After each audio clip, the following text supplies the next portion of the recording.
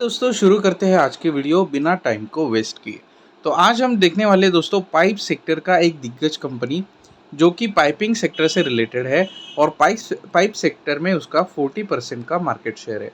तो एग्जैक्टली ये कौन सी कंपनी दोस्तों, चलिए वीडियो को शुरू करते हैं। यहाँ पर आप देख सकते हो एस्ट्रल लिमिटेड, ये इस कंपनी का नाम है। पाइपिंग सेक्टर में दोस्तों, प्लास्टिक पाइप सेक्टर में या फिर पीवीसी पाइप सेक्टर में ये कंपनी एक तरीके से हम कह सकते हैं कि मार्केट लीडर है। तो क्यों हमें इस कंपनी को खरीदना चाहिए या फिर इसके शेयर्स हमें बाय करने चाहिए, चलिए शुरुआत से हम देखते हैं। तो हम स्टार्ट करें उससे पहले दोस्तों, तो इनको तो आप जानते ही होंगे। तो इनके इनका एक कोट है जो मुझे काफ़ी पसंद आया। राकेश झुनझुनवाला जी, जो इंडियन इन्वेस्टर है और काफ़ी बड़े इन्वेस्टर है इंडिया के, उन्होंने कहा है कि markets are like women, always commanding, mysterious, unpredictable and volatile. तो ये तो मार्केट का नेचर है दोस्तों, जैसे वुमेन्स का नेचर होता है।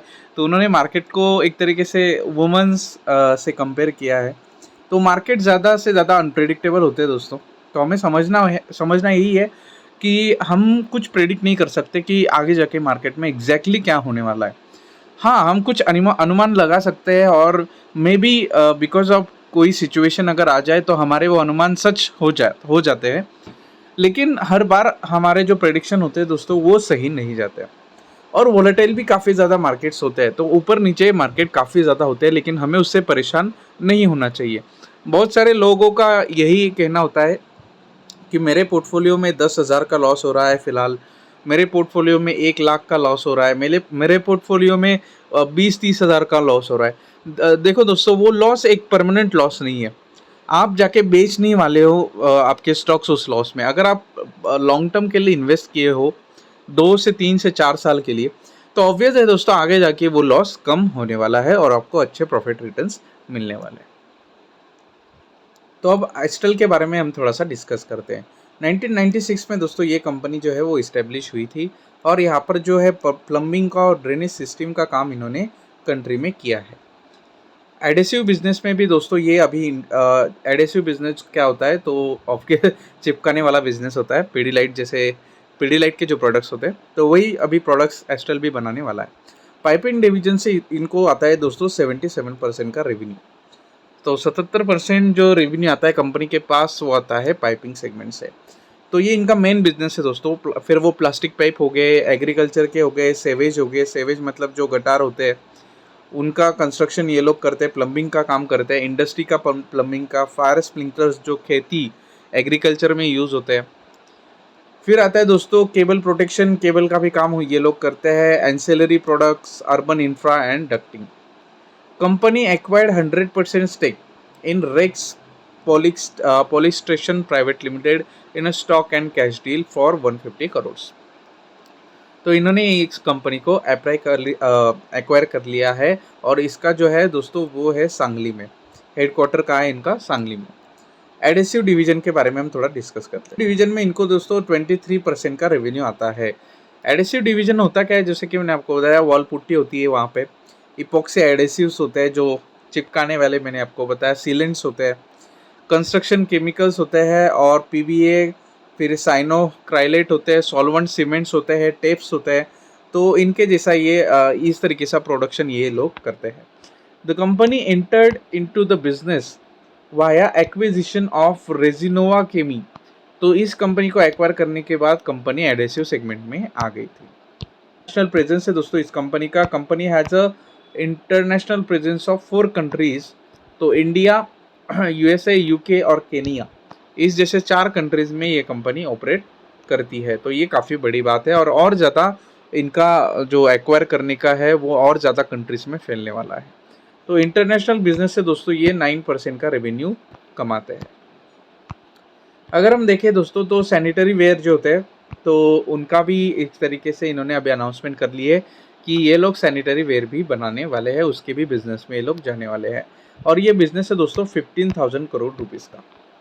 तो आप देख सकते हो जो मिस्टर सांघवी है, सेरा के सीईओ, इनके साथ इनका डिस्कशन हुआ है और अभी ये एस्ट्रल पाइप के साथ थोड़ा सा इनका एग्रीमेंट होने वाला है। मैन्युफैक्चरिंग कैपेबिलिटी के बारे में अगर देखेंगे दोस्तों, तो पाइप में ये 2,47,000 मेट्रिक टन पर एनम का इनका प्रोडक्शन होता है दोस्तों। एडिसिव सेगमेंट में 87,000 मेट्रिक टन पर एनम इनका प्रोडक्शन होता है।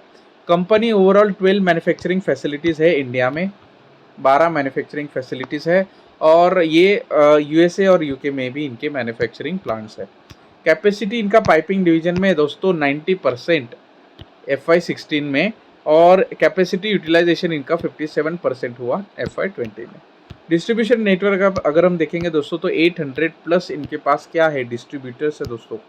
31,000 प्लस इनके डीलर्स है पाइपिंग बिजनेस के लिए, और इनका जो बेस है दोस्तों 1300 प्लस डिस्ट्रीब्यूटर एंड 1,30,000 डिस्ट्रीब्यूटर्स है फॉर इट्स एडेसिव सेगमेंट। तो काफ़ी बड़े डिस्ट्रीब्यूटर और रिटेलर्स का और डीलर्स का इनके पास नेटवर्क काफ़ी ज़्यादा है दोस्तों।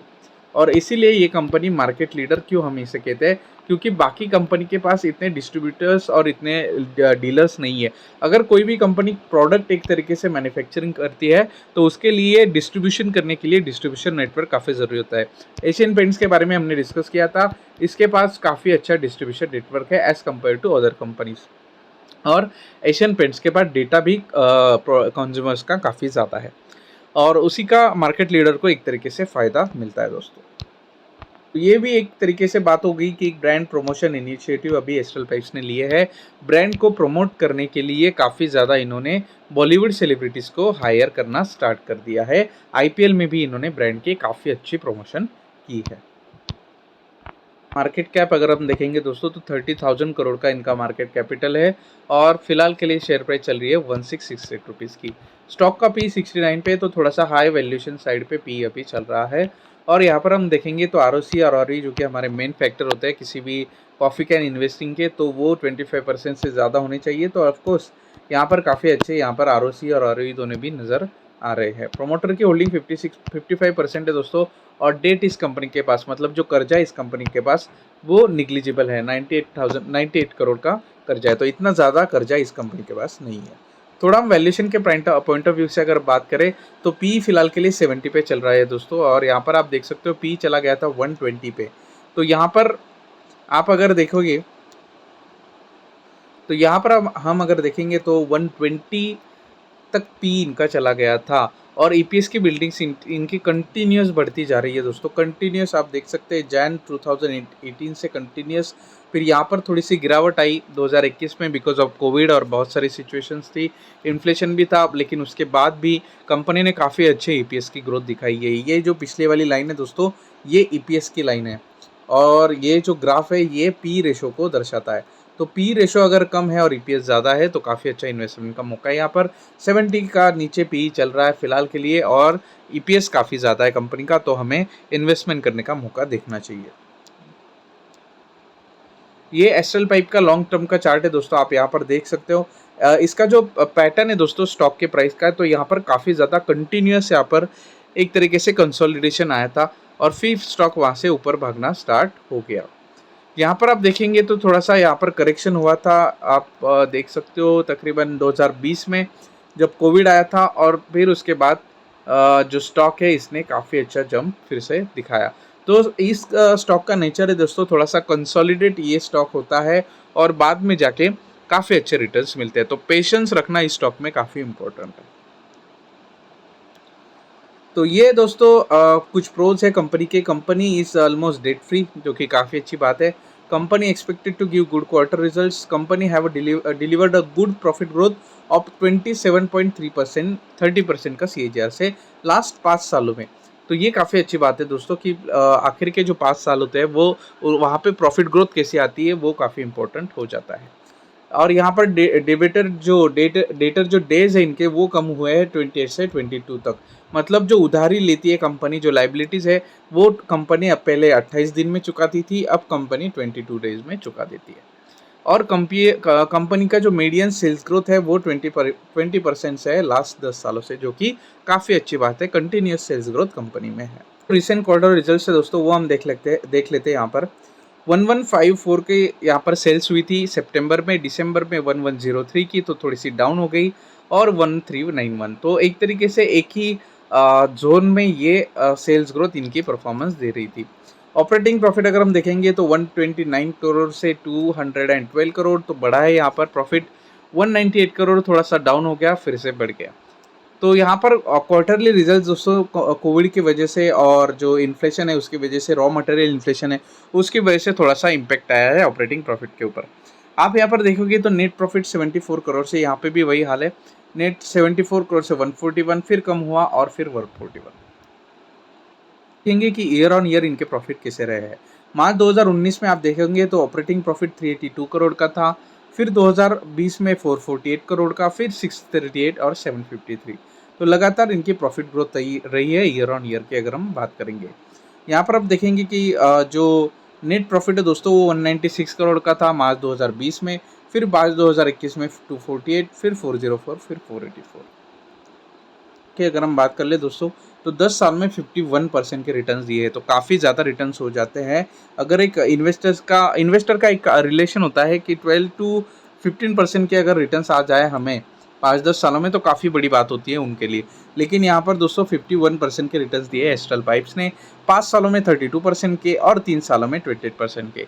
बहुत सारे लोगों का यही सवाल आता होगा कि आप पास्ट को देख के फ्यूचर को कैसे प्रेडिक्ट कर सकते हो। हाँ, इन्होंने 5 सालों में मतलब 10 सालों में इतने रिटर्न दिए हैं कि क्या गारंटी क्या है कि ये लोग या फिर ये कंपनी और 10 सालों में इतने या फिर इससे ज़्यादा रिटर्न देगी। तो दोस्तों हमें समझना होगा जिस कंपनी की हिस्ट्री काफ़ी अच्छी है उस कंपनी का फ्यूचर भी काफ़ी अच्छा होता है। अगर कोई भी कंपनी खुद को पहले उसने प्रूव कर लिया है, उसने खुद को अगर प्रूव किया है, तो ऑब्वियस है दोस्तों वो आगे जाके काफ़ी अच्छी सस्टेन करेगी। और ऐसा नहीं होता है दोस्तों किसी कंपनी के पास अगर हाईएस्ट मार्केट शेयर है तो वो मार्केट शेयर उस कंपनी के पास लगातार कंटिन्यूस रहेगा। ऐसा नहीं है दोस्तों, आप मारुति सुजुकी की केस देख लो, मारुति सुजुकी का लगातार मार्केट शेयर गिर रहा है क्योंकि इनका जो एक तरीके से अप्रोच है दोस्तों, एसयूवी सेगमेंट पे इनका अप्रोच नहीं है। तो मारुति सुजुकी के बारे में हमने काफ़ी ज़्यादा डिस्कस किया है, तो वो भी हम ज़रा पीछे जो हमने वीडियोज़ अपलोड किए हैं आप वो वीडियोज़ देख सकते हो।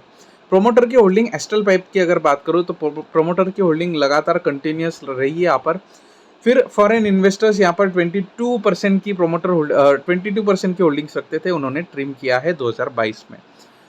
और यहाँ पर आप देख सकते हो कि डोमेस्टिक इन्वेस्टर्स ने 8 से 12% तक बढ़ाई है। तो ऑब्वियसली यहाँ पर अगर एफआईआईस बेचेंगे तो डीआईआईएस खरीद लेंगे अच्छे स्टॉक में, लेकिन बुरे स्टॉक में या फिर फालतू के स्टॉक में यहाँ पर डीआईआईएस ऐसा नहीं करते।